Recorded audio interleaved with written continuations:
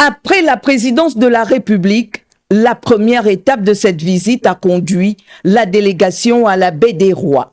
Érigé sur le front de mer de la capitale, ce vaste complexe urbain illustre les ambitions de modernisation de Libreville. Espaces résidentiels, commerces, hôtels et zones de loisirs y sont développés pour faire de ce site une vitrine du nouveau visage de la capitale. Il faut dire que nous avons vu quelque chose d'extraordinaire. Ça veut dire qu'il y a une réelle volonté du chef de l'État de doter le pays de grandes infrastructures solides, majestueuses. Ses fils et filles de la province de l'Ogooué-Maritime ont ensuite découvert la cité Émeraude, un programme immobilier conçu pour offrir aux Gabonais des logements modernes, accessibles et adaptés aux exigences d'une urbanisation durable, une réalisation qui témoigne de la volonté du président de la République d'améliorer le cadre de vie des Gabonais. On a découvert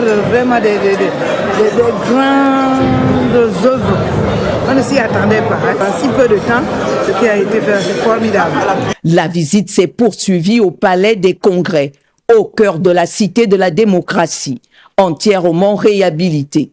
Ce joyau architectural est désormais appelé à accueillir des conférences, sommets, événements d'envergure nationale et internationale, renforçant ainsi le rayonnement du Gabon. Nous partons à Port-Gentil avec beaucoup de plaisir et d'émotion, car nous sommes satisfaits de ce déplacement.